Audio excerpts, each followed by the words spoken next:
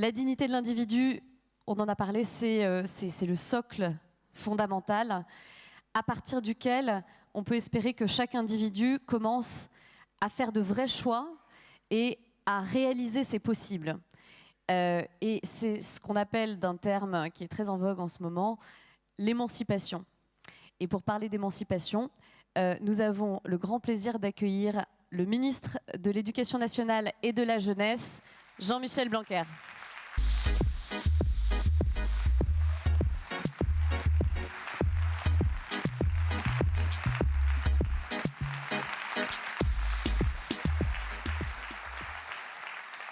Bonjour à toutes et à tous. Je suis évidemment très heureux d'être parmi vous aujourd'hui et de parler de ce concept, de ce mot, qui est un des plus riches, un des plus beaux que l'on puisse effectivement utiliser pour parler de progrès, celui d'émancipation.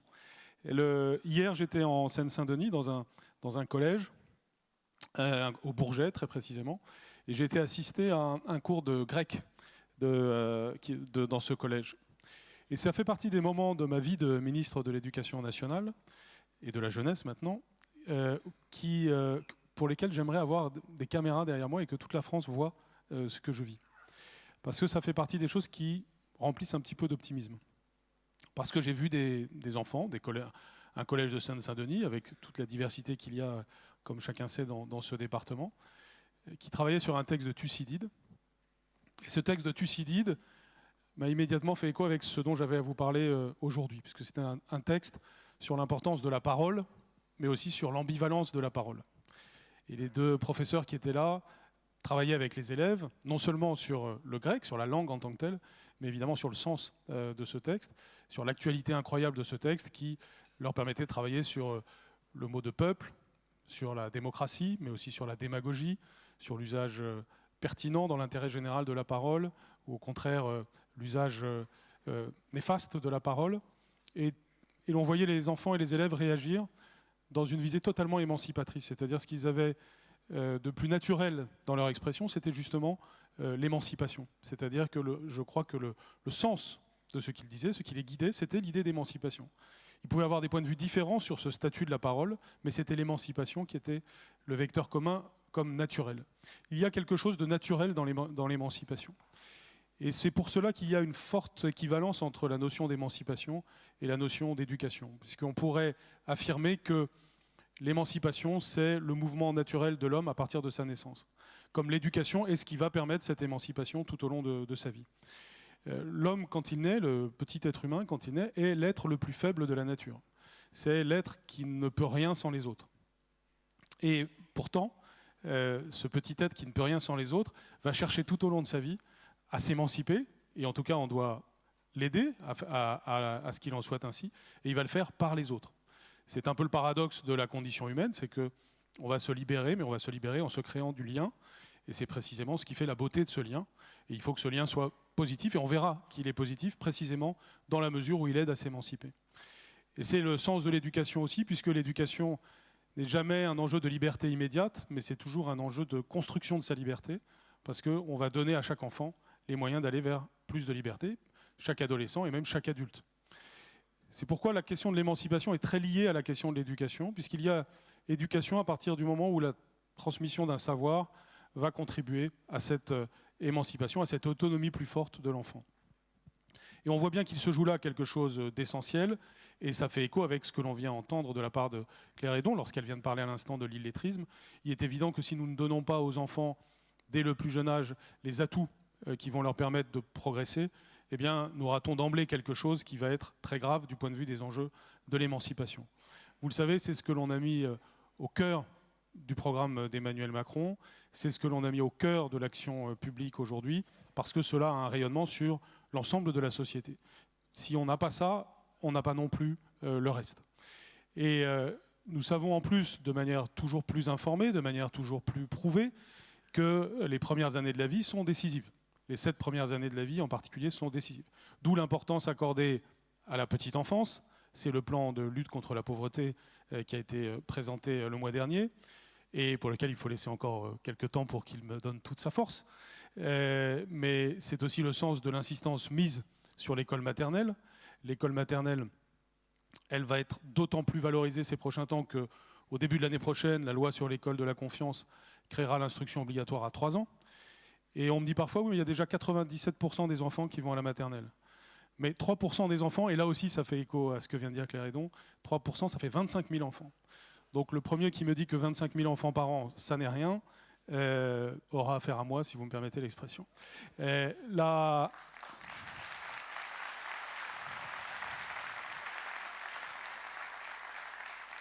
D'autant plus qu'évidemment, ces 25 000 font partie de la population la plus marginalisée dans notre pays et que l'effort doit être très important. Et puis il y a le CP et le CE1.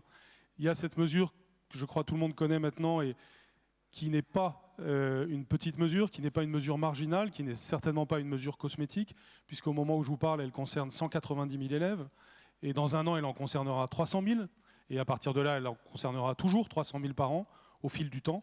Cette mesure de dédoublement des classes de CP et de CE1 est évidemment la mesure d'émancipation par excellence, puisqu'elle permet en ce moment même de finir avec un écart qui existe entre certains territoires et d'autres, écart parfaitement mesurable, qui est l'écart de maîtrise de l'écrit, de la lecture, du calcul, à la fin du CP, à la fin du CE1. Nous sommes en train d'avoir les premiers résultats de ces mesures, mais nous voyons déjà des enfants entrer en CE1 en sachant lire, à 90-95% d'entre eux, là où auparavant c'était 40-50% des élèves de ces cohortes qui avaient cette réussite. On est donc en train, très concrètement, de réaliser un progrès à la racine des enjeux d'égalité qui existent dans notre pays. Bien entendu, cette action ne peut pas être considérée comme la seule à faire, mais elle est emblématique de cet enjeu de la petite enfance, de cet enjeu des premières années de la vie, et aussi de cette relation à la langue, de cette relation au langage, qui est la clé de tout le reste. S'il n'y a pas une maîtrise du langage, oral et écrit, le reste, si j'ose dire, est littérature. Donc l'émancipation est très liée à la condition humaine, elle est très liée à l'éducation, et cette éducation est elle-même très liée aux enjeux de langage, au sens large du terme, se faire comprendre, comprendre les autres, et chacun voit bien qu'il y a à la fois des enjeux de connaissance, mais aussi des enjeux de valeur derrière cela, et des enjeux tout simplement démocratiques. Donc le programme d'émancipation est en fait le programme d'éducation au sein de l'éducation nationale. Nous y avons ajouté la jeunesse, mais aussi les enjeux de la vie associative. Et aujourd'hui, je suis évidemment très heureux d'avoir Gabriel Attal à mes côtés pour avoir toute la force nécessaire pour tout ce que ceci recouvre. Parce qu'en effet, progressivement, ce mouvement d'émancipation du jeune représente, c'est un mouvement d'engagement. On retrouve cette idée que le lien libère.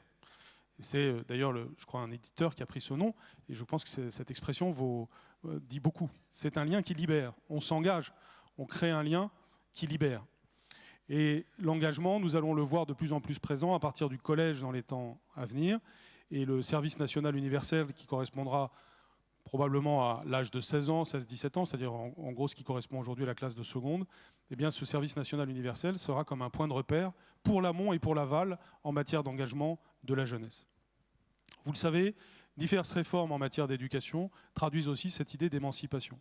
Nous raisonnons de plus en plus, et ça n'est pas complètement nouveau, avec l'idée qu'il y a deux parties de la vie pour l'enfant, l'adolescent, le jeune. Une première partie du socle commun qui va de la petite section jusqu'à la classe de 3e, où l'enjeu est un enjeu républicain par excellence, c'est-à-dire donner à tous ce qu'il faut pour bien partir dans la vie.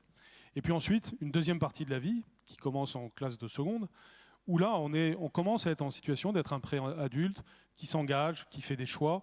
C'est le sens des réformes structurelles qui sont menées en ce moment même pour le lycée général, technologique et professionnel, mais aussi pour l'apprentissage, et qui doit permettre tout simplement aux lycéens de faire de plus en plus des choix, mais aussi des essais, des erreurs, ne plus être dans un couloir prédéterminé à 16 ans, à 18 ans ou même à 20 ans, mais être dans des systèmes de passerelles qui émancipent. Parce qu'un des problèmes que l'on a en France, c'est bien entendu ces logiques de couloir qui font que tant de choses se définissent tôt. Il y a déjà suffisamment de choses qui sont définies tôt par des éléments naturels qui s'imposent à nous, comme ce que j'ai dit sur le langage dans la petite enfance, pour ne pas en ajouter sur le plan du fonctionnement social et avoir des modes de fonctionnement qui prédéterminent tout à 16 ans, à 18 ans, à 20 ans ou même un peu plus tard. Cette société de passerelle, cette société où chacun a une plus grande maîtrise de sa destinée, c'est évidemment, à mes yeux, au cœur du programme d'Emmanuel Macron, et c'est ce que nous accomplissons par les réformes éducatives.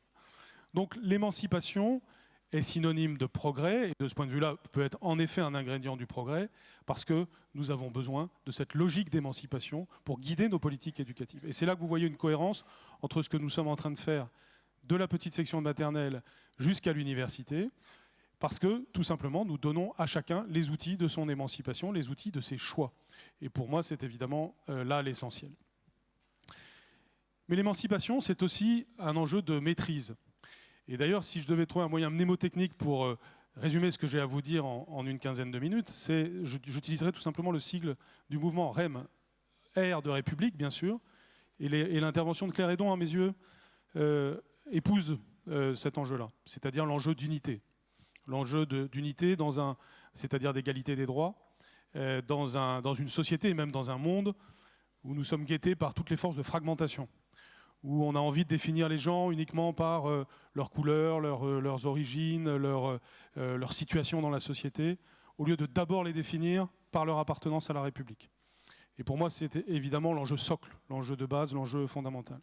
Mais il y a le E aussi d'éducation, qui est le E d'émancipation. Et ce E est non moins essentiel, et c'est ce que j'ai voulu signifier. Et puis il y a un M qui est très important aussi, et qui est en permanence dans le discours du président, et qui est en permanence dans les discussions que je peux avoir avec lui sur nos enjeux de long terme. Et c'est le mot de maîtrise, tout simplement. C'était présent aussi dans son discours télévisé, le dernier.